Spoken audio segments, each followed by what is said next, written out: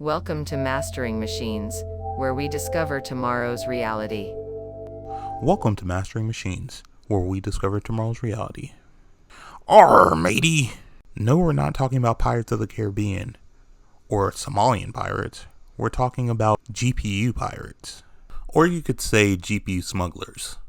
New York Times writer Anna Swanson wrote an article that talks about how basically Shenzhen has become a black market for a lot of Nvidia chips that are used in AI. This thriving black market in Shenzhen, China is basically able to exist because it's a way to skirt around the US export controls for these microchips. The US has implemented extensive technological embargoes to prevent the communist regime of China from obtaining these advanced AI chips and furthering their goals of having advanced AI, and then also basically keeping that power out of their hands, because obviously China will probably use it for nefarious reasons if they do reach a certain level of advanced AI or reasoning. The merchants in the Shenzhen black market openly offer Nvidia chips, with some claiming ability to deliver large quantities within weeks. A lot of companies have found, different and creative ways to circumvent US regulations due to the significant profits involved with these AI microchips. One of the main reasons the US has these embargoes in place as well is the fact that they're really worried what China will do as far as the militarization of AI and how they would use that in their military efforts. Nvidia is talked a lot about in this article because those are the AI chips that a lot of different countries want, because they're the top of the sector, and that's the reason why Nvidia is one of the top companies in the world currently, is because of these microchips that were specifically made for AI. Imagine walking through a bustling market in Shenzhen, China. It stretches for half a mile. There's a maze of stalls and storefronts selling every imaginable electronic device you can think of. But amongst all the gadgets like iPhone chargers and hoverboards and all the different gizmos, there's some of the world's most advanced AI chips. These aren't just any chips. They're the same ones powering breakthroughs in self-driving cars, chatbots, and even military technology. And they're at the center of a fierce technological / geopolitical battle between the US and China. In October 2022, the United States dropped a bombshell in the tech world. It banned the export of advanced AI chips and chip-making equipment to China. So why did they do that? Because the US government fears these chips could help China in their efforts to develop superior weapons, launch devastating cyber attacks, and gain an actual military edge against the US military. But here's the caveat. Despite this ban, there's still an active trade in these restricted chips. Let's break this down into how this is all happening. In Shenzhen's electronics market, vendors aren't shy about offering these banned chips. One vendor claimed that he could get the chips delivered in just 2 weeks. Another said companies were ordering hundreds at a time. But probably the most shocking revelation from this New York Times article, a business owner showed evidence of shipping over 2,000 advanced Nvidia chips from Hong Kong to mainland China. So what was the price tag of sending 2,000 advanced Nvidia chips? Just a small, low price of $103 million. In the article, they break down how these chips are making their way into China, and it's really a global effort. Some chips are being smuggled through countries where it's not illegal to export them, like Singapore and Vietnam.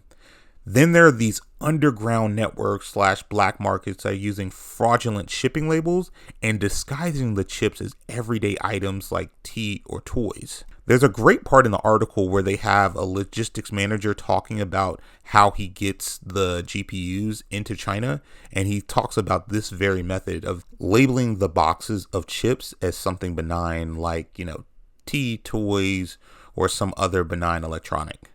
Also, a lot of Chinese executives are creating new companies to bypass the US restrictions. An example of this is Netrix, one of China's largest manufacturers of AI servers, and an example of how businesses thrive despite the restrictions that are put in place by America. Netrix is actually an offshoot of a firm called Sugon that was providing advanced computing to the Chinese military, and they did some really nefarious stuff. They were building a system for the government that they used to surveil persecuted minorities. Because of their work with the Chinese government, Sugan was put on what's called the Entity List that was made by the Bureau of Industry and Security in the United States. So what is the Entity List? The Entity List is a tool made by the Bureau of Industry and Security as a way to prevent adversaries from developing weapons of mass destruction. Companies cannot export products from the United States to a business on the list unless they obtain a specific license. While Sugan was on this list, Netrix wasn't. And Netrix was literally just an offshoot of the same company with the same exact employees. And this is really one of the methods how they're able to skirt around the entity list. It's just basically making the same company with a different name with a different address. There's a great quote from Craig Fildius, a former official with the Security Bureau. And he said, they go the next block over, open the same company under a different name, under a different address. They're just doing the same thing.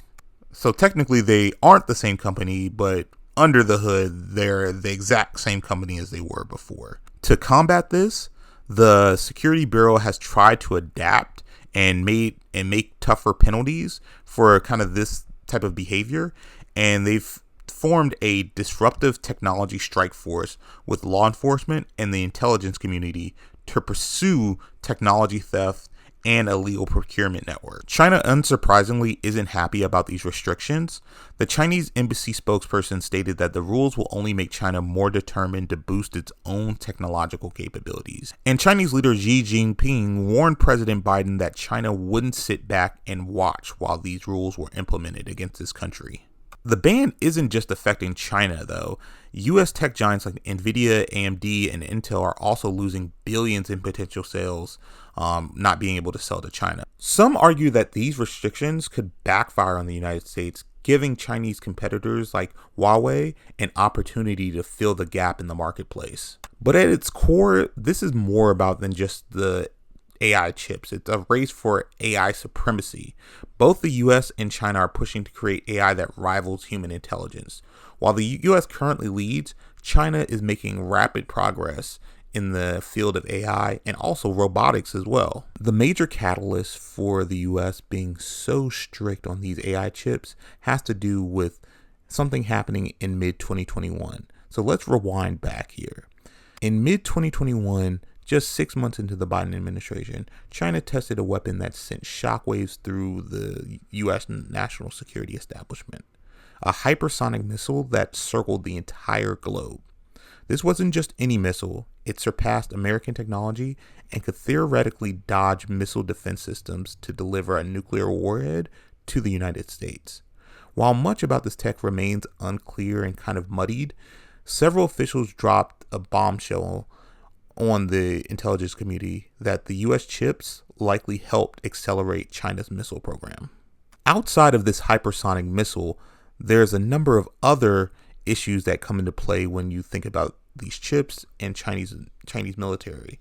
You have to think about cyber operations, enhancing China's ability to launch and defend against digital attacks, cryptography, being able to break down codes and break into secured communications, disinformation campaigns, powering sophisticated AI-driven propaganda efforts. In the article, they talk about specific examples and how China is using these AI chips. I want to look at the 3 specific examples that they outline in the article. One, there's the one in southern China where Nvidia's A100 chips, which are now restricted, began powering a high-performance computing cluster at Sun Yat-sen University in November 2022. Researchers there were using the advanced computing power to model missiles and torpedoes. Also in northeast China, there was a supercomputer center set up as one of the world's fastest AI and computing platforms in 2019. This center, using chips from Nvidia, AMD, and Intel, would analyze satellite imagery of China's controversial island building program in the South China Sea. And also, it would study the radar signatures of stealth fighters. The most alarming concrete example was The fact that the Chinese Academy of Sciences was using Nvidia, AMD, and Intel chips to study nuclear weapons, which obviously in the hands of the Chinese would be a very bad thing. As we wrap this up, let's consider what's at stake here. As we conclude, let's consider what's at stake here. On one side, we have national security concerns and the fear of advanced technology falling into the wrong hands. But on the other, we have the principles of free trade and the risk of stifling innovation. The U.S. government argues these restrictions are necessary to maintain a technological edge, but with the underground market that's thriving in China, and China actually doubling down on interacting and buying from these black markets and also developing their own technology, will these export measures have the intended effect? I truly don't know, but I would like to hear from you all in the comments. Do you think that these measures will work, or are they currently not? I would love to hear it from you. All right, Mastering Machines. Discover tomorrow's reality.